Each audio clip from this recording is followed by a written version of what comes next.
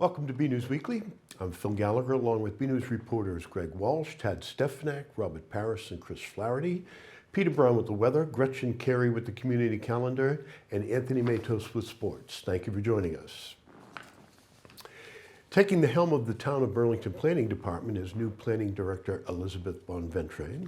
She describes her ascendance as a natural progression. BCAT's Tad Stefanak caught up with her at Town Hall. Let's have a look. The Town of Burlington has a new planning director. I've worked for the town for over 7 years, so I started out in 2015 as the assistant planner, was there for about 3 years, then moved up to senior planner, and now I am the planning director. It just seemed like a natural progression, and I'm very familiar with how the town works and familiar with the processes, so it just seemed like a natural thing to do.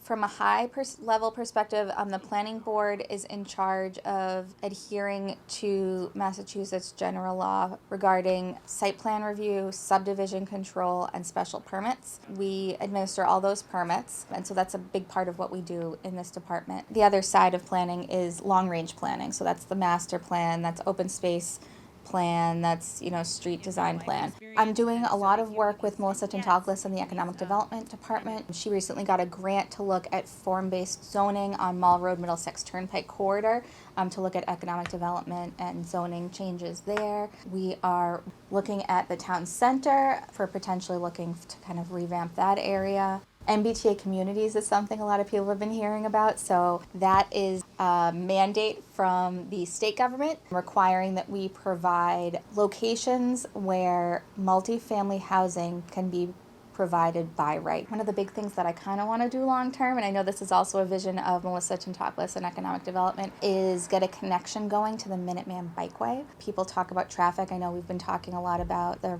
paving and restriping of 3A and how that's going to affect traffic. One of the big things we talk about in the planning world is providing options for people who do not have or do not want to use a car. Planning Director Liz Bonventre has a lot on her slate and is ready for the job ahead. And I'm really excited to be working collaboratively with Melissa Tantaglis. She has been really great doing a lot of visioning for Mall Road, Middlesex Turnpike, and I'm really excited to work with her in the Select Board's office. They've been very supportive, and I'm excited. From the Burlington Town Hall Annex, I'm BNews reporter Tad Stefanak. 'Tis the season to set the tax rates in town. The Select Board held its annual tax classification hearing recently and set the residential and commercial industrial personal property tax rates for the fiscal year 2023, which begins on July 1. Town Appraiser Paul Tierney presented the board with 6 options to choose from A through E. The board voted for option C, which set the residential tax rate at $940 per $1,000 and the CIP rate at $26.15 per $1,000. While the rate is lower than last year, homeowners can still expect higher bills because the value of their homes rose about 9.1% since last year, from about $600,500 to $659,200. We haven't seen what the levy is yet, so that will determine a few more things in the tax rate. Excuse me. The District Burlington has been awarded with a Gold Impact Award from Building Impact for the 2nd consecutive year. Building Impact is a nonprofit organization that partners with civic, business, and nonprofit leaders on social issues through volunteering. The District Burlington has been recognized for their commitment to volunteerism and supporting local nonprofit organizations addressing social issues. National Development Property Administrator Stephanie Williams spoke to their efforts. "It's the level of engagement and everything our tenants do for the activities that we host," said Williams, "the response and the amount of impact of our tenants make." It's time to think about holiday shopping, and it's always good to shop and support local businesses. Made in Burlington kicked off the shopping season with their winter marketplace this past weekend at Wayside Shopping Center. MIB founder Laurina Smith spoke to BNews on the success of the marketplace and Made in Burlington's continuous residency at Wayside. Let's have a look. The holidays are right around the corner, which means it's time to start shopping. Made in Burlington kicked off the season with their winter marketplace the weekend of November 11th at Wayside Shopping Center, featuring over 50 crafters and vendors. A lot of fun, not a lot of sleep, and a lot of help from my team. And we have other volunteers here, some family friends. We have some Girl Scouts here helping us out. It's been a team effort, and it's gone great so far. The turnout has been amazing. It's been busy both days. As always, the Made in Burlington community has showed up for us, supporting our vendors. Today we have 65. You may hear some music in the back. We have Elvis today, and it's just been great. This November marks 1 year since Made in Burlington set up shop at Wayside. It's surreal. It's still surreal. I still can't believe we're here. You know, what was supposed to be 2 months has now been a year, and we're still going and going strong, thanks to everybody. In the season of giving, Made in Burlington is looking to give back to the community as they continue their residency at Wayside.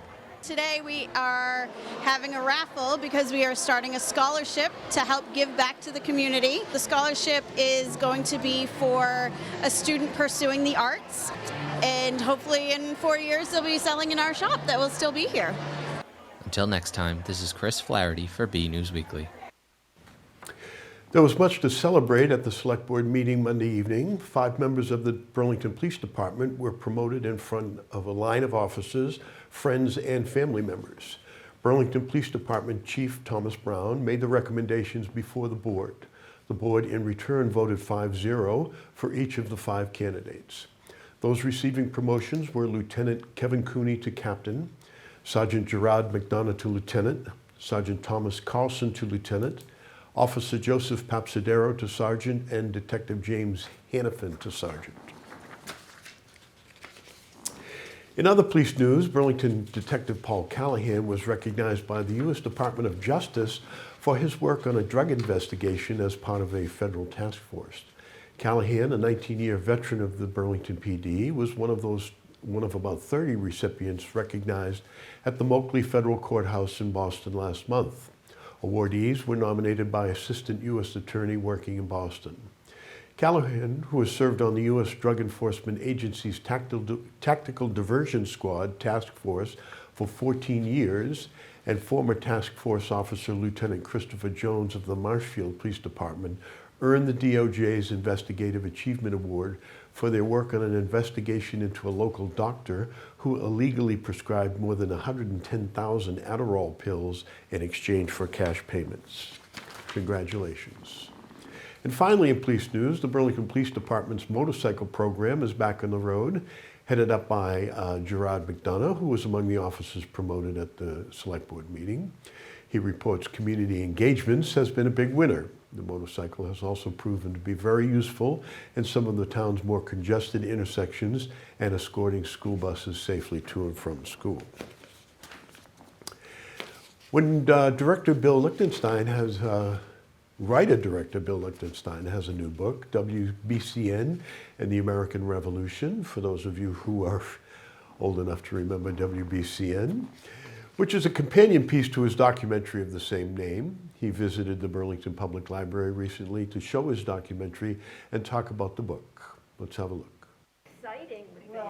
WBCN was like no other station that came before it, and there will likely never be anything like it again.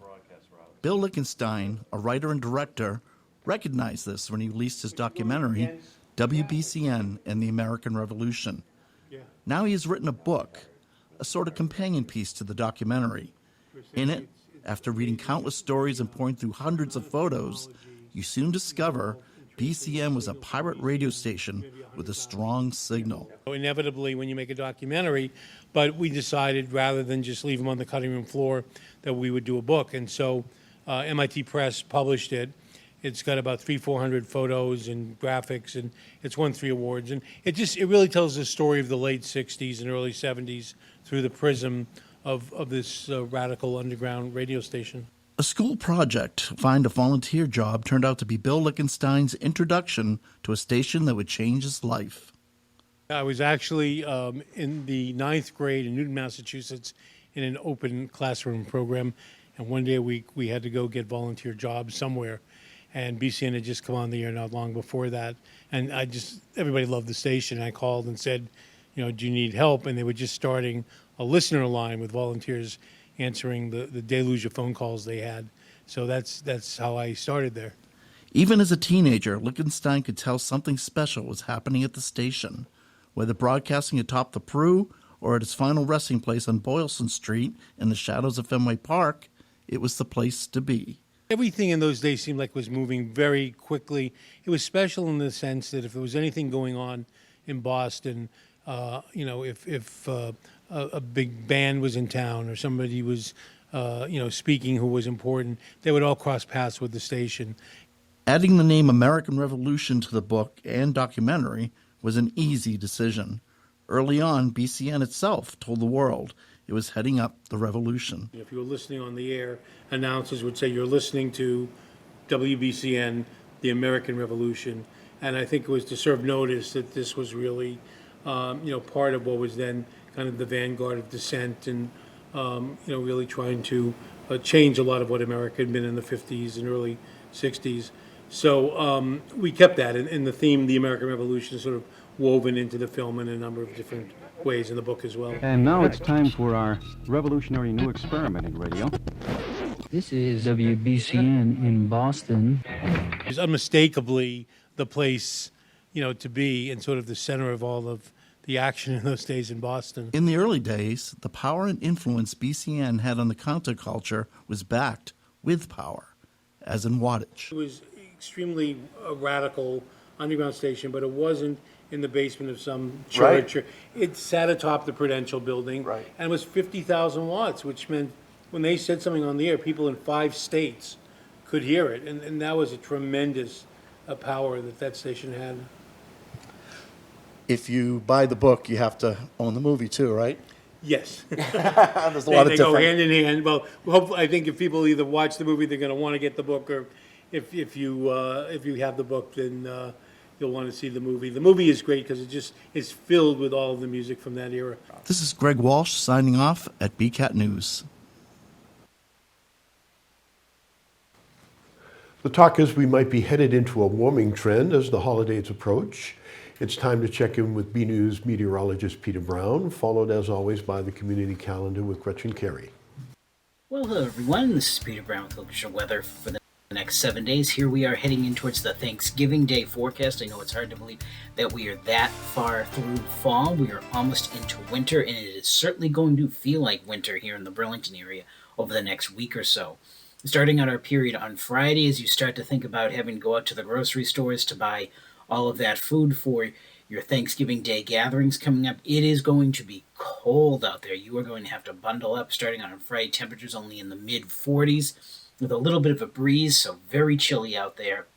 As we round out our period, getting in towards next Thursday, the big day itself, Thanksgiving, looks like we should be seeing temperatures at this time of the year, and this is a sure sign that we know that we are almost in winter. Our average highs should only be in the upper 40s at this time of the year, and we're probably going to be maybe 5 degrees cooler than that. I think we're going to probably just barely eke out getting out of the mid-40s on Thanksgiving. So if you have to be out there early for those football games, you are going to have to bundle up. And of course, as we head closer and closer towards winter, the length of days keep getting shorter, but we're not going to have to be putting up with that too much longer. In about 5 weeks or so, our days will start getting longer again.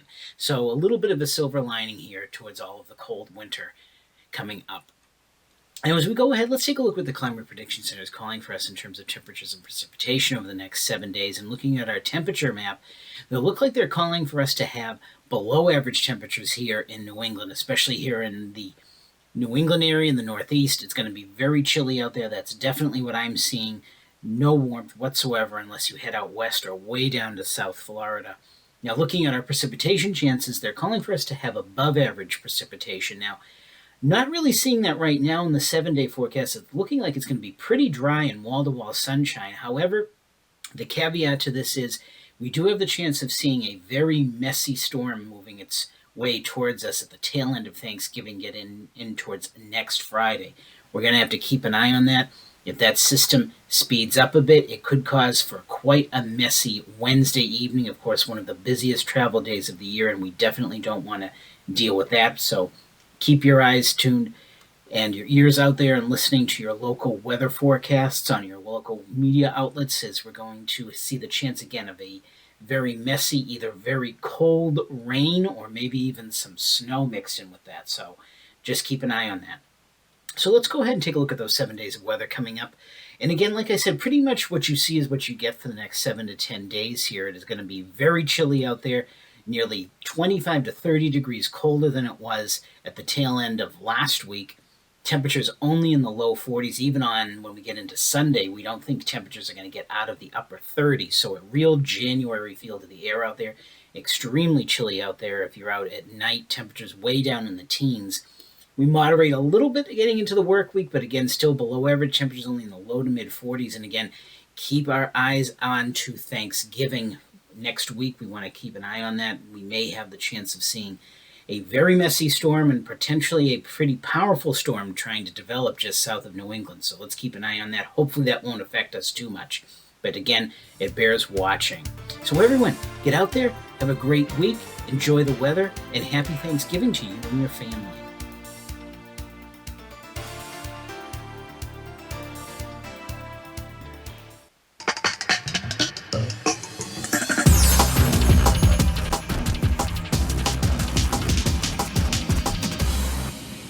Hey everyone, I'm Gretchen Carey, and this is your Community Calendar.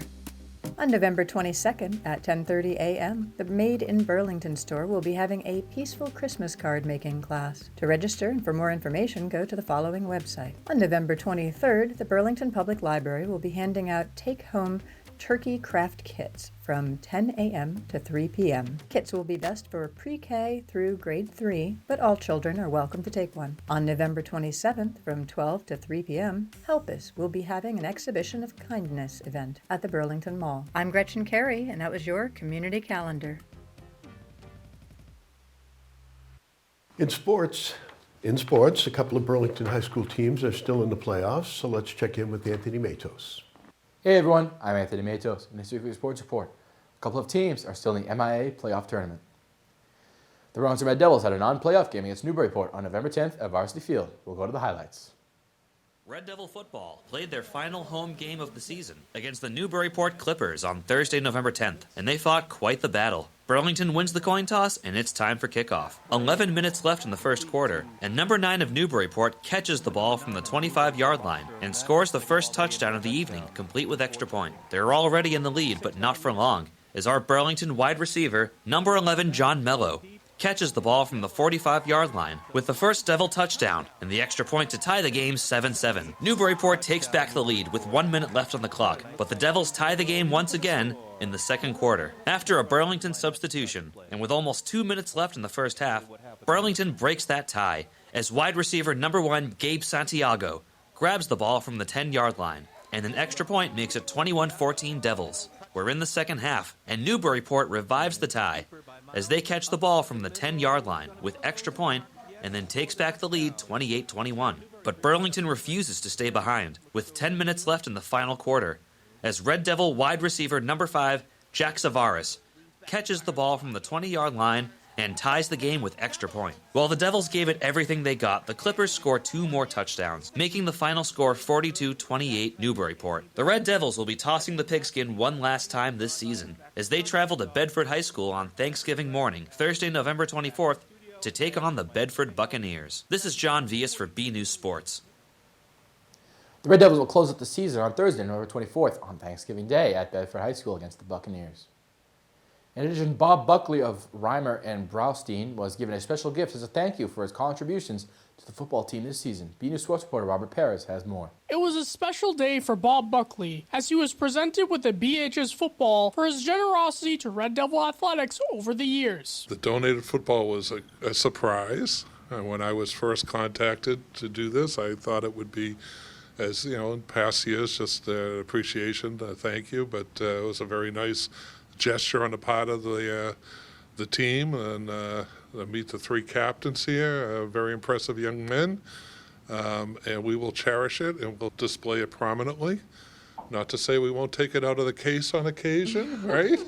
Because we do like to have a little bit of fun in this office. Captains Tyler Duggan, Mike D'Amato, and Anthony Elkins were there as well and are very grateful for the support of the law firm. We're here to give the football because of the generous offers we've been receiving. They've helped us with team dinners and just everything outside of the season. So they've been very generous, so we're here to present the football. We really appreciate their generosity and their large donations to really complete the season and give us all the extracurricular stuff. Especially being a senior, like having all the team dinners and stuff will be a memorable thing, so we always cherish. Reamer and Bronstein will continue to support the Red Devil teams in the present and the future. The donations tend to come into me, so I pass them along to Bob, the ones that I think that, are worthwhile to donate to. And again, the sense of the community, especially with like the football teams and the togetherness that they have, it's really important to donate to that so that they can make memories and just go on with the lessons that they learn through sports. And it just seems really important to give back to the community. We'll be supportive of any of these organizations. We think that it's the fabric of the community. It does lead to the future leaders of the community, and not only here, but wherever they go. So the character that the schools impart, will carry them through their life. From the 11th floor of Reamer and Bronstein at the District, I'm Robert Paris for BNEWS Sports. Red Devils cross country traveled to Stanley Park in Westfield for the Massachusetts Interscholastic Athletic Association Division II Championship, where 7 athletes competed. The Red Devils finished in first place with 71 points and were named MIAA Division II State Meet Champions. Congrats to everyone who competed in the state meet. You can read the full results at bcattv.org/sports. Burlington will travel to the MIAA All-States Championship meet on November 19th at Fort Devens. The combined Burlington and Woburn swim team competed in the MIAA State Tournament at MIT on November 13th. The team finished in 14th place and a total of 22 points. You can read the full results at bcattv.org/sports. 11 seniors are departing from the team this offseason. Julia Pospisil, Noelle Coughlin, Izzy Soricia, Caroline Sciatria, Lindsay Bullock, Radina Kochlev, Kira Floyd, Cass Meyer, Victoria Bershisi, Ruth Grossbeck, and Ava Brem. Lady Devils cheerleading competed in the MSAA North Regional cheerleading competition at Bill Ricker Memorial High School on November 13th. Burlington came in second place with a final score of 89.6 and will compete at the state tournament on November 20th at Worcester State University. Good luck, Devils. Senior Chloe Abudo has been elected to compete in the Massachusetts Volleyball Coaches Association All-States match on November 21st. 13 other athletes from different schools around the state will join her as well. We wish Chloe and everyone else the best of luck. Chloe, Grace Seaman, Ula Rinketshut were named the Fall Middlesex League 2022 All-Stars. Catch more Red Devil action on our website at beatcattv.org/sports and check out our Twitter page at BNews Sports. That's all for this week. I'm Anthony Matos. Back to you guys in the studio. This week's photo of the week comes from a regular contributor to the segment, Steve Morin. He took this beautiful photo while walking at sunrise at Minuteman National Historic Park in Lincoln. Thank you, Steve, and keep them coming. Don't forget, if you have any photos of family, friends, or events that you'd like to share, send them to bcat@bcattv.org with the subject line, Photo of the Week. Verus Conley began his time as a volunteer with BCAT as part of our Video Voyager program. This summer was spent interning at the studio while producing a series pilot entitled Mousetrap. Let's have a look. Longtime BCAT volunteer and BHS graduate Verus Connolly is now pursuing a career in animation at UMass Lowell. This summer, they returned to their roots at BCAT, interning and producing their live-action series pilot, Mousetrap. So Mousetrap is a story about Chris Feller and Warren Dynamo, who are recent college graduates who become game designers. Like they form their own little independent like indie dev studio called Mousetrap. And Warren's sister warns Chris and Warren that their game studio sounds like they're like criminals for hire. And that joke ends up spinning off into being a real world problem where they actually get hired by a criminal to commit a crime. And so that's kind of the basis for the pilot, at least. Connolly spoke to B News on the production of Mousetrap prior to its release. I would say that the production went extremely well. The writing process took, I want to say, about a year. But when we actually got down to filming, and we filmed over the course of 4 days in multiple different locations, and the crew that I had worked very well. We all had great energy with each other on set. It's coming out really well, so I'm very excited because of how well things went on and off set. With Mousetrap and other projects, Connolly hopes to share more stories and connect with audiences. My biggest hope as a creator in general, as well as with these projects in tandem with that, is that I just get to tell my story. I have all of these characters and all these different stories that I want to show people and that I want to tell. And I want to put my creativity into the world, and I want to see how people react to it. I want to see how people interpret it, and I want to see how people connect with it, because I think that when you write a good story, and a relatable one at that, like, people will connect with it and love it. And I'm so curious to see how people are with this story and then the ones that are yet to come in the future. Connolly advises all aspiring creators to produce the content they wish to see in the world.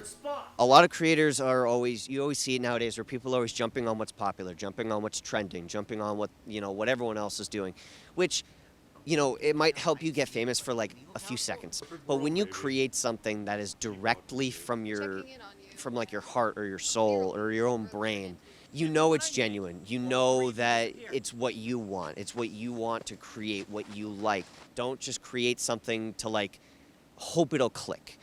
You want to create, because if you create something that you want and you create something that you like and you put it out in the world, if it finds an audience, fantastic, then you can keep creating stuff like that and you have an audience for it and you can just keep going.